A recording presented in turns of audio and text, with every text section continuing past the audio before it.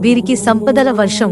వేద జ్యోతిష్య శాస్త్రంలో గ్రహాల గమనం, గ్రహాల సంయోగం కారణంగా అనేక శుభయోగాలు ఏర్పడతాయి.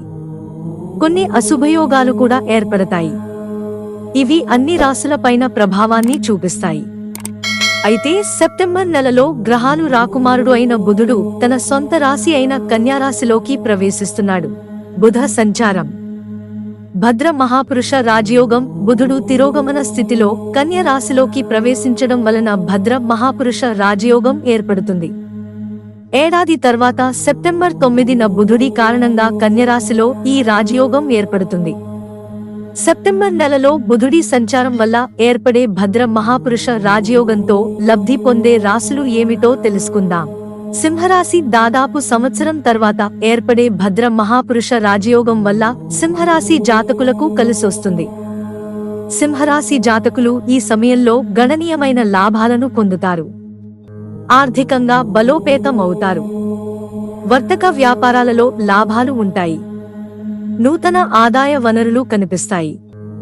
సమాజంలో కీర్తి ప్రతిష్టలు పెరుగుతాయి. ఈ సమయంలో ఏ పని చేసినా సింహరాశి వారికి విజయం వరిస్తుంది. సంతానం నుండి శుభవార్తలు వింటారు. ధనుస్సు రాశి. ఏడాది తర్వాత బుధుడు సొంత రాశి అయిన కన్యారాశిలో ప్రవేశించడం వల్ల ఏర్పడే భద్ర మహాపురుష రాజయోగం వీరికి శుభాలనిస్తుంది. ఈ సమయంలో ఎప్పటినుంచో వసూలు కాని మొండి బాకీలు కూడా వసూలవుతాయి. ధనుస్సు రాశి వారి జీవితంలో సానుకూల ఫలితాలు వస్తాయి. ఉద్యోగాలలో పురోగతి ఉంటుంది. చాలా కాలంగా పెండింగ్లో ఉన్న సమస్యలు పరిష్కారం అవుతాయి. వర్తక వ్యాపారాలు జోరుగా సాగుతాయి. వైవాహిక జీవితం సంతోషదాయకంగా ఉంటుంది.